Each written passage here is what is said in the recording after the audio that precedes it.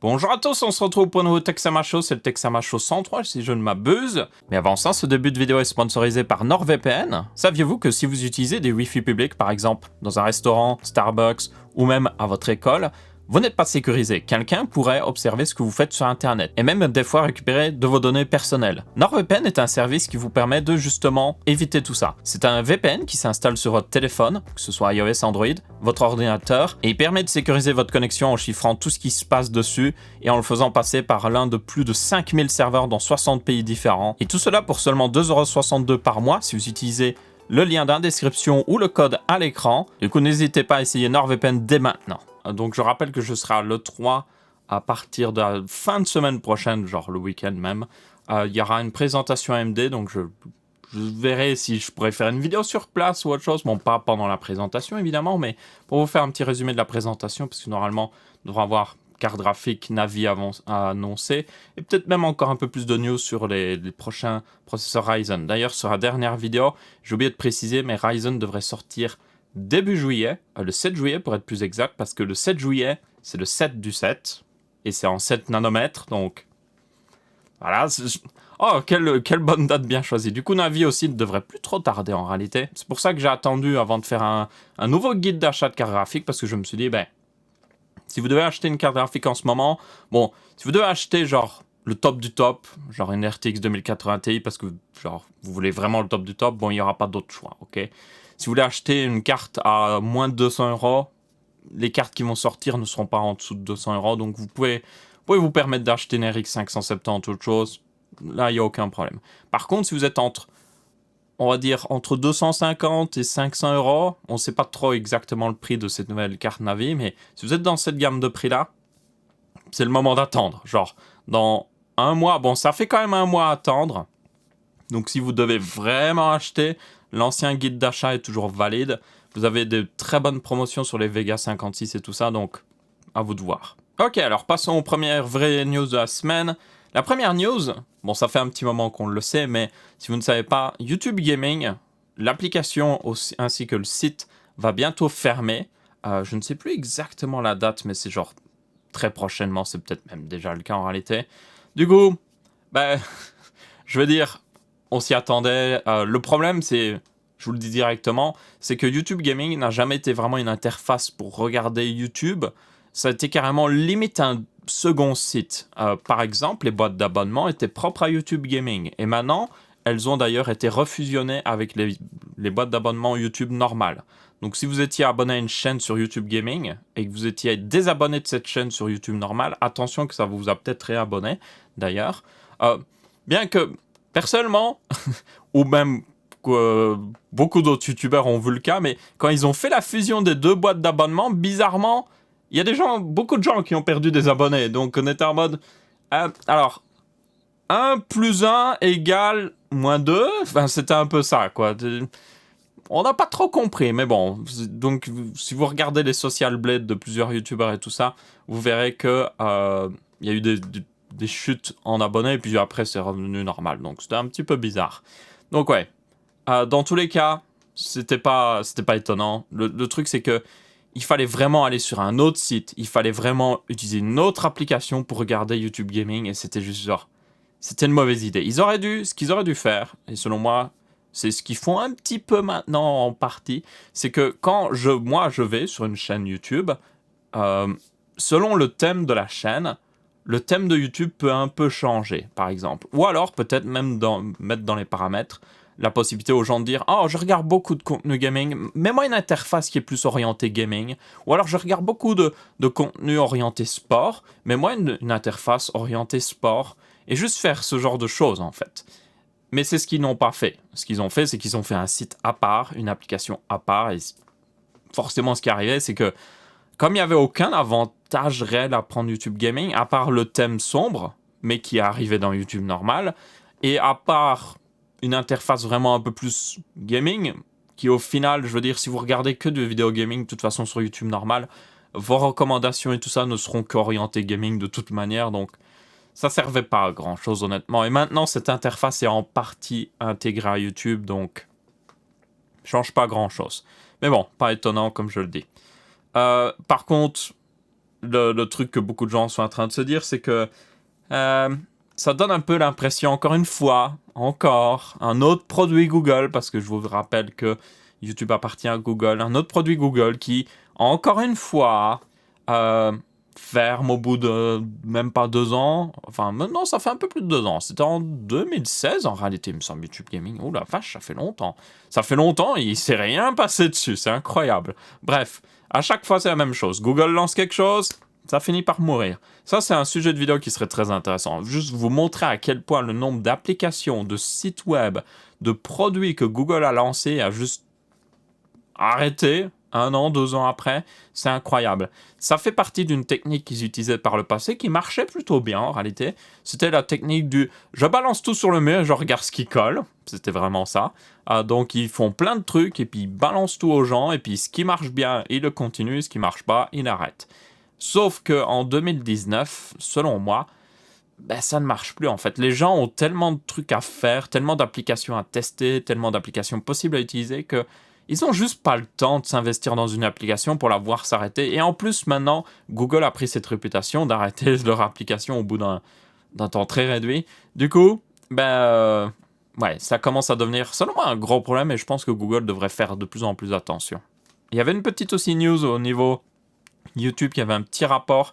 C'est que les compteurs d'abonnés maintenant, si vous regardez sur une chaîne, le nombre d'abonnés, si vous êtes sur mobile, il a toujours été abrégé.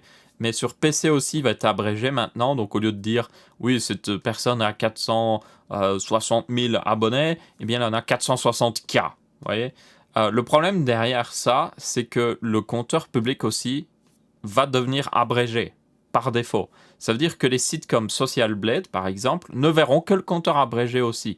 Et donc, ça va tuer un petit peu ce genre de site. Donc, ça, c'est un petit peu une décision étrange que pas beaucoup de gens comprennent. Enfin, abréger le compteur, je peux comprendre.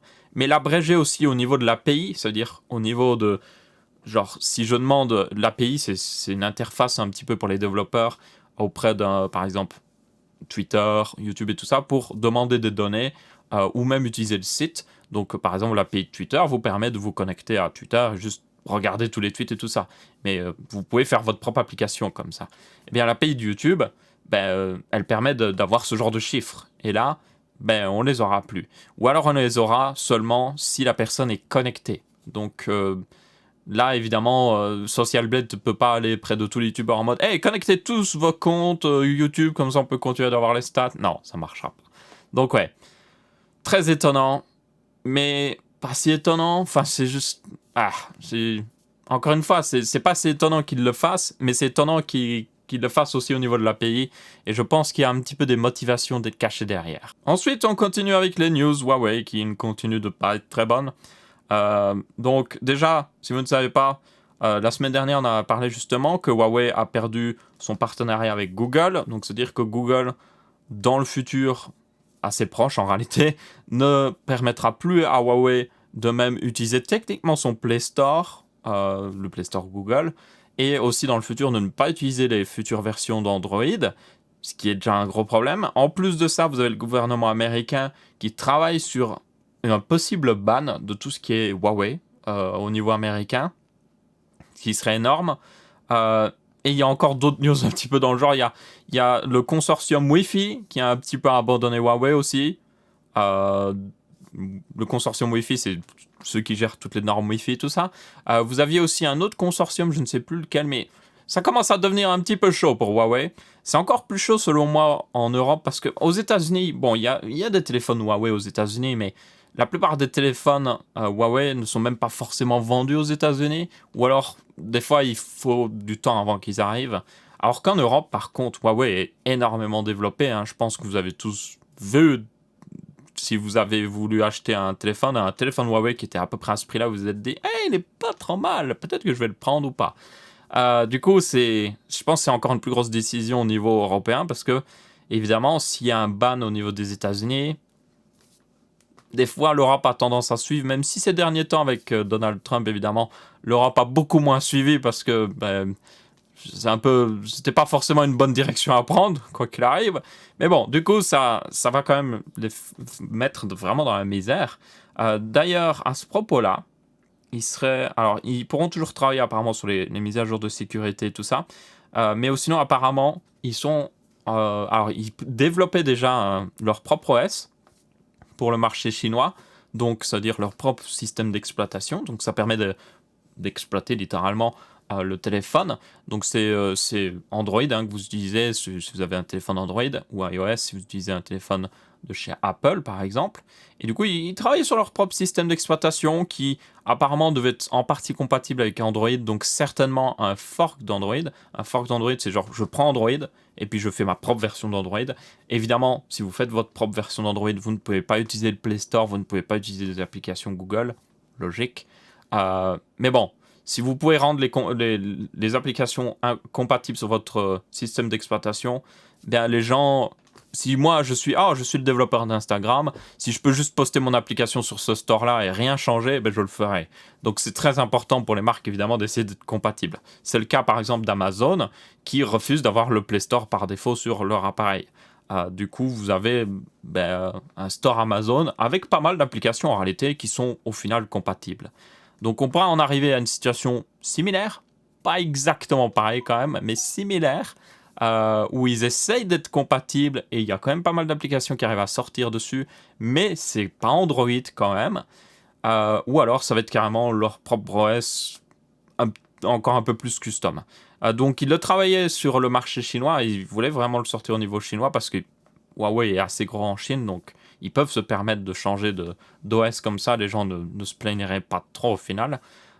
Et puis ils pourraient demander par exemple à toutes les grosses applications utilisées en Chine de faire juste une version pour l'OS et puis ce serait bon, hein. En fait ils auraient aucun problème, hein. Tant que les gens ont leur application, ça les dérangerait pas, hein.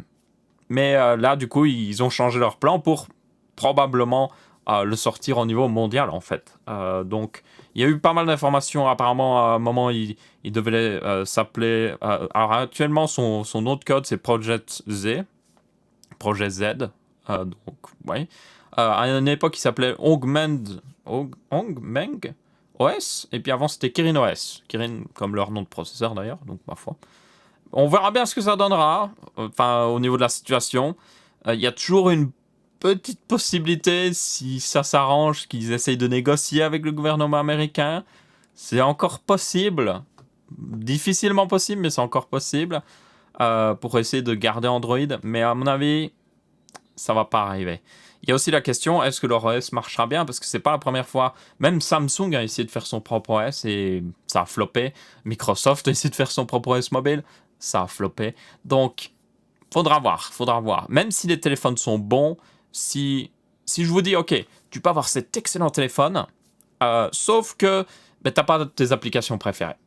Pour beaucoup de gens, ce serait un gros deal breaker. Même si les performances sont meilleures, même si on a un hybride entre iOS et Android, parce que techniquement ce serait le cas, parce que du coup on aurait un OS custom pour justement Huawei qui serait certainement plus performant qu'Android, se rapprocherait même d'un iOS, mais qui aurait peut-être encore la compatibilité des apps Android. Ça pourrait être intéressant, mais on verra. Ça va être compliqué en tout cas. Une chose est sûre, si vous travaillez chez Huawei en ce moment, ça doit être un petit peu nerveux. Il y avait aussi une autre news d'ailleurs qui est apparemment un petit peu en rapport, mais la Chine apparemment voudrait aussi bannir des firmes étrangères. Donc c'est un petit peu tu me punis, je te punis, hein. C'est le jeu habituel de je te tape sur la main, tu me tapes sur la main et puis ainsi de suite. Mais bon, on verra aussi ce que ça donnera. Une chose est sûre, c'est la petite guéguerre, hein, toujours en ce moment entre la Chine et les États-Unis. Ensuite, prochaine news, c'est au niveau de Samsung qui... Alors, c'est une rumeur, ce n'est pas confirmé, et personnellement, je ne suis pas convaincu par la rumeur, mais elle a quand même été postée par Ars Technica, ce qui est quand même étonnant parce que Ars Technica n'est pas du genre énormément rumeur, donc c'est qu'il y a un certain poids derrière, et apparemment, c'est que Samsung enlèverait tous les boutons et le jack sur sa prochaine Galaxy Note. Donc ce serait la Galaxy Note 10. Et alors, personnellement, le jack, je pourrais encore comprendre pourquoi il enlèverait, même si, étonnamment, il y a de plus en plus de marques qui commencent à limite vouloir remettre le jack. Donc voilà, c'est peut-être parce que les gens sont en mode « Hey, ça prend presque pas de place et tout ça ». Et en plus, l'argument, et moi que j'ai utilisé aussi souvent, c'est que Samsung a toujours mis un jack dans tous leurs téléphones haut de gamme et ils ont eu aucun problème au niveau de la résistance eau et tout ça, au niveau des fonctionnalités. Donc, ouais. Mais bon, ce serait le truc qui m'étonnerait le moins. Mais par contre, le fait qu'ils enlèvent les boutons, ça m'étonne quand même. Parce que si on regarde au final l'histoire de Samsung, bah, ils n'ont jamais vraiment fait ce genre de décision vraiment radicale déjà. Et surtout, si on regarde par exemple même le Galaxy Fold, qui doit encore être redesigné, le Galaxy Fold aussi avait des boutons. Du coup, je me dis, ben, quitte à enlever les boutons, autant le faire peut-être sur un téléphone concept haut de gamme ou je ne sais quoi, pas sur le Galaxy Note en fait, parce que le Galaxy Note, en plus c'est une gamme pour les power users, et un power user aime bien avoir des boutons, parce que bah, là, ce qu'ils utiliseraient certainement à la place, c'est un truc capacitif, un peu peut-être à la Google aussi, où il faut presser, et ça c'est pas très user-friendly en général, genre vraiment pas, parce que des fois ça s'active sans faire exprès, des fois ça s'active pas. Un bouton ça marche, ok? Des fois on appuie dessus sans faire exprès, mais au moins ça marche. On le détecte, on sait où il est, on sait comment appuyer dessus et ça marche plutôt bien. Du coup moi, encore une fois, ça m'étonnerait énormément qu'ils enlèvent les boutons. Peut-être que cette peut-être que cette rumeur a été lancée par Samsung pour prendre la température tout simplement. C'est largement possible. Alors, après, on approche quand même de la sortie de la Note, donc ils doivent être pas très loin d'avoir finalisé le design, mais peut-être qu'ils ont eu encore une possibilité de rajouter des trucs ou enlever des trucs. Peut-être qu'ils ont même préparé 2 designs à l'avance et qu'ils se sont dit, tiens, on va lancer une rumeur et on va juste prendre la température, voir ce que les gens pensent. C'est pas la première fois qu'une entreprise fait ça, juste dire, oh, on va faire ci, enfin, juste ils savent à qui parler pour lancer la rumeur, ils lancent cette information pour voir comment les gens réagissent en fait. Et là, à mon avis, vu les réactions des gens, si réellement ils ont fait ça pour avoir les réactions des gens, je ne pense pas qu'ils vont retirer les boutons. Parce que là, c'est pas la première fois qu'il y avait un autre téléphone aussi qui avait été sorti sans bouton et tout ça, et les gens trouvent ça juste stupide. C'est stupide, c'est franchement stupide. C'est même au point même que au fil des années, on a eu plus de boutons sur les smartphones. Du coup, ce serait étonnant de voir une marque étant en mode « Ah, on va juste retirer tout. » Donc ouais, très étrange. Surtout que eux-mêmes ont rajouté un bouton Bixby sur leur téléphone, donc encore une fois, ce serait très surprenant. Mais bon, on verra bien. On ne sait jamais. C'est pas la première fois qu'une entreprise, d'un coup, juste parce que le gros boss est en mode « Ah, je veux un smartphone sans bouton parce que j'ai décidé. » Et que les employés étaient en mode « Ah, ok, patron, bah on va faire ça, même si c'est une idée complètement stupide, mais vous êtes le patron. » C'est pas la première fois que ça arrive, donc certainement pas la dernière fois que ça arrivera. Une chose est sûre, moi en tout cas je suis intéressé parce que comme c'est la Galaxy Note 10, hein, les Galaxy Note ont toujours des fonctionnalités assez uniques, hein, et en plus de ça c'est la Galaxy Note 10 ici, donc la 10e, il faudrait fêter l'occasion, hein. Donc justement, peut-être que c'est pour fêter l'occasion qu'ils vont retirer tout, mais bon, on verra bien ce que ça donnera. Tant qu'il n'explose pas dans nos poches, je suppose que c'est toujours une bonne chose. Ensuite, justement, on a une petite news au niveau des RX 5700. Je vous rappelle, seront annoncés encore une fois le 3. J'y serai présent pour justement voir. J'irai voir aussi certainement s'il y a d'autres marques à l'E3 un petit peu orientées hardware et tout ça. C'est un petit peu mon but. Et aussi, j'aimerais aller voir en fait des petits studios indés. C'est ce qui m'intéresse le plus. J'irai voir quelques présentations, mais vraiment sans plus. En plus, il n'y a même pas Sony cette année, donc ma foi. Dans tous les cas, on a eu deux pièces d'information. C'est comme quoi il y aurait 2 modèles de ces RX 5700. Peut-être qu'il y aura une RX 5800, on ne sait pas encore. Il y aura un modèle à 225 watts et un modèle à 180 watts. Pour information, si vous voulez comparer, la RX 590 est justement annoncée à 225 watts et la RX 580 est annoncée à 185 watts. Après, là, on parle de cartes qui ont toutes les deux 8 Go certainement et qui sont certainement plus performantes aussi. Donc, on imagine certainement niveau performance RTX 2070 et RTX 2060 ici. Et c'est aussi pour ça que beaucoup de gens se disent que le prix, ça va être certainement 300-400 euros. Mais bon, on verra bien. Dans tous les cas, toutes nos informations arriveront le 10 juin normalement. Je ne sais plus l'heure, parce qu'évidemment, ce sera certainement en fait en plein milieu de la nuit pour vous, donc vous aurez la vidéo demain, certainement le lendemain. En tout cas, moi j'essaierai de faire une vidéo sur place, peut-être que je la tournerai genre sur les collines d'Hollywood, avec le signe Hollywood en arrière-plan. Non, en général, le ciel Hollywood, on le voit pas très bien d'ailleurs. Il est plus petit qu'on ne le pense et surtout, il est perdu sur une petite colline. Il est plus. Enfin bref. Dans tous les cas, on verra bien ce que ça donnera. Il y a eu ici quelques leaks, comme vous pouvez voir. Justement, c'était quelle marque? Je ne sais même plus. Mais je vous rappelle, il y a le Computex en ce moment. Il y a eu pas mal de choses annoncées. Peut-être que je ferai une vidéo avec mes petits coups de cœur du Computex. Il y avait des trucs vraiment intéressants. Et du coup, il y a des marques de cartes graphiques tout simplement qui montraient certaines cartes graphiques qui n'avaient pas vraiment de nom ou des trucs dans le genre. Et du coup, les gens étaient en mode quelle carte graphique il y a ici? Mais bref. Et enfin, une petite dernière news. J'ai manqué d'en parler, mais je vous rappelle, SpaceX devait lancer un Starlink. Starlink, c'est leur network de satellites pour avoir Internet partout dans le monde. Presque partout dans le monde, à part si vous habitez par exemple en Suède, parce que là, il n'y aura aucun satellite. Désolé si vous habitez en Suède, surtout dans le nord de la Suède. Et aussi désolé si vous habitez en Antarctique, ce qui est moins probable, mais on ne sait jamais. Dans tous les cas, ils ont lancé leurs 60 premiers satellites, ça s'est bien passé, nickel. Les satellites ont été déployés, et comme vous pouvez voir, voilà le train de satellites, littéralement, oui. Ce que vous voyez là, c'est pas tous les 60 satellites, parce que vous voyez qu'il y en a qui commencent déjà à être espacés, mais c'est tous les satellites qui se suivent en file indienne, littéralement. D'ailleurs, voici une image du dispenser dans l'espace. Vous voyez, tous les satellites sont vraiment en mode... c'est vraiment en mode pas sandwich, mais pancake, genre stackés l'un sur l'autre. Et du coup, là, ils sont dans la phase où ils vont se mettre en orbite tout simplement. Donc ils ont été déployés à une certaine orbite et puis ils vont utiliser ce qu'ils ont. Alors c'est pas des ion thrusters, mais je sais plus comment ils l'appellent exactement. Mais en gros, c'est des. Si vous ne savez pas, il y a un système de propulsion qui est utilisé en réalité depuis pas mal d'années, mais qui en général pas trop parlé. Mais c'est justement les ion thrusters. C'est en gros, au lieu d'une propulsion classique où vous avez par exemple un gaz et vous l'expulsez, ça c'est plutôt classique, ou alors vous avez un gaz et vous le brûlez avec de l'oxygène aussi, parce qu'il faut aussi de l'oxygène pour brûler, et puis là vous faites encore plus, vous transformez ce gaz liquide, même souvent sous forme liquide, et vous le transformez en pur gaz chaud, et du coup ça donne beaucoup de propulsion. Il y a aussi une autre technique qui est assez bien utilisée pour des petits satellites ou autre chose, c'est les ion thrusters. C'est, vous avez un gaz, juste un gaz, pas de comburant, donc pas d'oxygène, et vous transformez ce gaz en plasma avec de l'électricité, donc vous le chauffez à de hyper haute température. Je ne sais pas exactement le process, donc je le résume largement, je tiens à le préciser.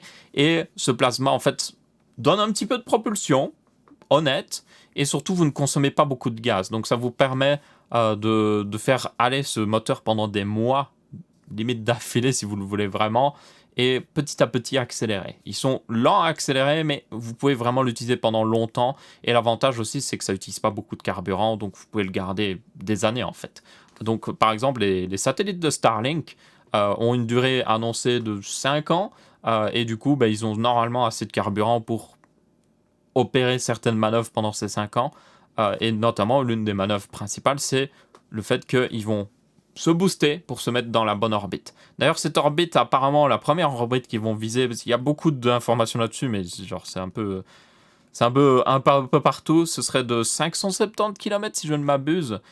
Pour information, la station internationale est à seulement 430 km. Je croyais qu'elle était plus haute avant, moi, personnellement. Donc, ouais, elle est seulement à 430 km. C'est vraiment pas très haut, hein, pour information. Au niveau orbite, c'est vraiment très basse orbite.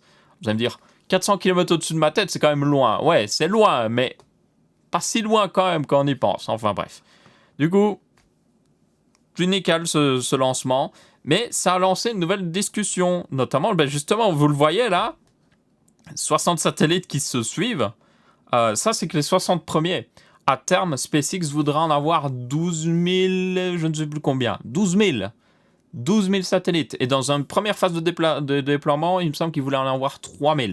Donc, actuellement, il y a à peu près 4 000 satellites objets. Pas juste des satellites, il y a des petits objets aussi. Enfin, des objets, des anciens satellites, par exemple, qui sont encore en orbite. Il y en a à peu près 4000 dans le ciel actuellement. C'est-à-dire que à n'importe quel moment, tout autour de la Terre, il y a 4000 de ces objets. Donc, vous imaginez bien, rajouter 3000 satellites ou même 12 000, ça va augmenter largement la quantité de satellites dans l'atmosphère. Donc, il y a le premier débat de débris de l'espace, tout simplement. Qu'est-ce qui arrive si deux de ces satellites se bourrent l'un dans l'autre? Ça fait plein de débris. Ces débris vont peut-être justement rentrer en collision avec d'autres satellites qui vont en faire encore plus de débris. Ça va faire une réaction en chaîne où il y aura plein de débris partout et on perdra tous nos satellites littéralement. Donc ça, il y a déjà une petite crainte là-dessus qui n'est pas totale parce qu'ils sont en assez basse orbite quand même. Donc c'est des satellites qui, si même ils n'arrêtent de fonctionner d'ici même pas 5 ans, ils retombent, même en moins de 5 ans en réalité, ils retombent dans l'atmosphère, ils brûlent et il n'en reste plus rien. Et il y a aussi le fait que ils ont annoncé ils ont montré quelques statistiques par rapport au passé où justement il y avait eu des tests de destruction de satellites en basse orbite qui avaient fait que au final, oui, ça fait des débris, mais les débris retombent assez vite. Donc voilà, ça c'est un tout autre débat. Le débat par contre que ça a lancé, c'est au niveau de l'astronomie. Oui, l'astronomie. Vous allez me dire, mais quel est le rapport en réalité? Ben, tout simplement, quand vous observez le ciel, l'espace, enfin le ciel étoilé, voilà, la nuit, à l'œil nu, bon, nos problèmes, les satellites. À part si vous avez une excellente vue, vous ne les verrez pas de trop. Si vous commencez à utiliser un télescope, vous pourriez en voir. Enfin, vous pouvez même en voir. C'est le cas de justement ce petit train de satellite, ça a été vu avec un télescope. Donc là, vous pouvez commencer à les voir. Si vous cherchez à un endroit très précis, parce qu'évidemment, c'est pas juste en regardant aléatoirement que vous allez en trouver un. Le problème, c'est par contre, si vous êtes un astronome et que vous avez un très grand télescope, vous, bien souvent, vous regardez pas tout le ciel, vous regardez une zone très précise du ciel. Et le problème, c'est s'il y a des satellites, s'il y a autant de satellites, ils risquent de passer tout simplement devant l'objectif, justement, de votre télescope. Et le problème, c'est comme vous pouvez le voir, c'est qu'à certains moments de la nuit, par exemple quand la nuit commence à tomber, et qu'il fait quand même nuit, mais qu'en très haute altitude, le soleil est toujours là, parce qu'il arrive à quand même arriver, les satellites sont visibles, parce que la lumière du soleil se reflète dessus. Et du coup, vous perdez quelques heures en début de nuit, vous allez perdre quelques heures en fin de nuit, et même en été, par exemple, vous allez encore perdre plus d'heures parce que le soleil est techniquement plus haut dans le ciel, en tout cas dans l'hémisphère nord, et du coup là, vous perdrez encore plus d'heures. Il y a des simulations qui ont été montrées, et en réalité, ça peut être assez perturbant pour justement ça. Alors, ça va pas foutre en l'air l'astronomie ou autre chose, c'est juste que ça va rajouter une nuisance. C'est vraiment ça qu'on peut dire. C'est genre, vous êtes en mode, vous faites une étude sur peut-être un système plus loin ou autre chose, mais le problème c'est que maintenant vous devrez avoir de l'algorithme, vous devrez avoir une personne qui doit faire un truc pour justement écarter les données où on voit ces satellites passer pendant un petit moment. Parce que même s'ils sont pas très grands, ils rajoutent une source de lumière quand ils passent et du coup ça peut fausser les résultats. Du coup, il y a un énorme débat là-dessus qui est totalement valide, il faut vraiment le dire. Il y a encore beaucoup de grands satellites qui sont utilisés sur la Terre, même si idéalement le mieux c'est de les mettre dans l'espace. Le problème c'est que dans l'espace ça coûte cher d'y aller et que on peut mettre des plus gros satellites sur Terre quoi qu'il arrive. Il y a aussi des satellites qui sont même compliqués de mettre un petit peu en orbite et que c'est juste plus facile de les mettre sur Terre. Donc ouais, il y a beaucoup de débats là-dessus. Elon Musk a répondu comme quoi ils essaieraient de réduire la valeur. Alors comment ça s'appelle déjà? L'albédo, il me semble, c'est ça. C'est la valeur de reflètement du soleil, si je me souviens bien. Donc c'est la quantité de lumière que ça va produire en fait si le soleil se reflète dessus. Et du coup, ils vont essayer de réduire l'albédo justement des satellites Starlink par exemple, un truc simple, c'est pas vraiment si simple que ça, mais en utilisant de la peinture qui absorbe la lumière, ça évitera qu'il reflète de la lumière. Ce genre de choses, on peut justement essayer de réduire tout ça. Après, c'est pas parfait parce que c'est impossible de réduire à 100%. Et aussi, vous pouvez pas juste mettre de la peinture partout. Et surtout, vous pouvez pas utiliser n'importe quelle peinture parce que c'est dans l'espace. Il faut une peinture qui résiste aux températures extrêmes, qui résiste au lancement, qui résiste à tellement de choses que, ouais, vous pouvez pas juste prendre, je vais prendre juste un petit peu de peinture à mon truc de bricolage. Pouf, pouf, pouf, un petit coup dessus, et puis c'est bon, de la peinture noire mat, et puis c'est bon. Non, ce sera beaucoup plus compliqué que ça. Donc ouais, dans tous les cas, ça a lancé pas mal de débats. Évidemment, il y a tous les côtés positifs d'un tel système de satellite. Le fait que vous pourriez littéralement vous dire « Ah, je vais aller vivre, je sais pas moi, je vais aller me mettre en plein milieu des Alpes, perdu au milieu des Alpes, mettre une petite antenne et hop, j'ai une connexion Internet incroyable. Genre, on parle de centaines de mégabits ici. Hein. C'est pas juste genre, oh, j'ai 10 mégabits, yay! Non, on parle de très bonne connexion avec un délai qui est limite même inférieur avec, comparé à tout ce qui est ADSL et tout ça. Donc, vous auriez un ping de genre 15 ms, 20 ms si le système est bien en place en tout cas, et même peut-être moins encore. Et vous auriez même un meilleur ping avec les autres continents parce que du coup, au lieu de faire passer votre connexion Internet par un énorme câble sous-marin, là, ça pourrait passer par le relais de satellite via des lasers qui sont plus rapides que l'électricité dans un câble, parce que l'électricité... Enfin, c'est pas des câbles en cuivre en réalité. Même, pour information, l'électricité dans un câble en cuivre voyage à 200 000 km/h à la seconde, et la lumière dans de la fibre optique voyage aussi à 200 000 km/h à la seconde. Elle est plus lente que à l'air libre. Elle va plus lentement à travers justement du verre. Du coup, c'est d'ailleurs un truc que beaucoup de gens confondent un petit peu avec la fibre optique, c'est que la fibre optique n'est pas plus rapide, genre vraiment en termes de la vitesse à laquelle elle voyage. Elle est à peu près à la même vitesse que l'électricité dans du cuivre. C'est juste qu'il y a moins de relais avec la fibre optique. Et surtout, la fibre optique peut traverser des énormes distances sans devoir rebooster le signal. Et rebooster le signal, c'est ce qui rajoute du délai. Et c'est justement pour ça que vous avez plus de ping sur une connexion en cuivre. Et aussi le fait qu'il y a moins de relais avec justement la fibre, parce qu'il y a moins de personnes qui sont sur la fibre, donc ça va directement plus vite sur Internet. Bref, je m'écarte un petit peu du sujet. Dans tous les cas, les lasers dans l'espace, eux, pourraient voyager à la vitesse de la lumière, et du coup, 300 000 km/h à la seconde, plus rapide. Donc, techniquement, ça vous donnerait des meilleurs pings avec des autres continents. Et c'est pour ça que c'est très intéressant pour, par exemple, les traders et tout ça. Si vous êtes trader, une seconde, littéralement une seconde, même une microseconde peut coûter de l'argent, énormément d'argent. Si vous êtes en retard pour vendre ou si vous êtes en retard pour acheter des actions ou autre chose, ou des stocks, c'est énormément d'argent. Du coup, une connexion comme ça, qui aurait un meilleur ping avec, par exemple, si vous communiquez avec le marché, si le marché la bourse de Tokyo vient de s'ouvrir, il faut être hyper rapide. Donc ouais, dans tous les cas, c'est un sujet hyper intéressant selon moi. Il n'y a pas que SpaceX qui se lance dans des super constellations de satellites en basse orbite pour Internet. Il y a aussi OneWeb, il y a Amazon qui aurait des plans, et Amazon, à mon avis, vu le cash derrière, ils n'auront pas de mal. Et il y a aussi une autre société, je ne sais plus laquelle. Donc on verra bien. Dans tous les cas, c'est un sujet, selon moi, assez intéressant. N'hésitez pas à en discuter justement dans les commentaires. Ouais, bien du coup, c'est à peu près tout pour ce Texama Show. On se reverra du coup, normalement la semaine prochaine pour d'autres vidéos. Et aussi, alors, je ne suis pas sûr qu'on aura un Texama Show la semaine prochaine parce que techniquement, je pars plus tôt que quand je le tourne. Mais peut-être que j'en tournerai un avec s'il y a des news intéressantes. On verra bien. Mais bon, vous aurez des vidéos quoi qu'il arrive pendant que je serai à l'E3. On verra bien aussi ce que je sortirai comme vidéo parce que je suis pas totalement sûr.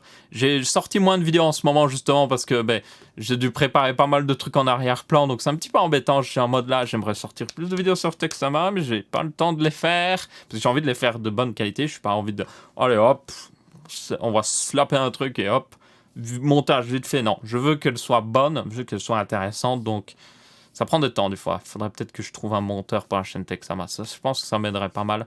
J'avais déjà demandé de l'aide pour du montage par le passé, mais j'aimerais plutôt avoir un vrai monteur que je paye. Je pense que ce serait plus honnête pour tout le monde et surtout, je pourrais lui demander de juste de me faire la vidéo en temps et en heure parce que, évidemment, si quelqu'un l'a fait gratuitement, je vais pas lui mettre, hey, tu me l'as fait pour demain. Hein. Si quelqu'un, par contre, je le paye, là, je dis, il me la faut pour demain, je te paye. Bref, dans tous les cas, merci à tous d'avoir regardé. N'hésitez pas à soutenir la chaîne, comme d'habitude, vous avez Utip, vous pouvez aussi cliquer le bouton rejoindre si vous voulez justement soutenir la chaîne, ou vous pouvez vous abonner si ce n'est déjà fait. On se retrouvera pour un prochain Texama Show, on verra, et je vous dis ciao ciao.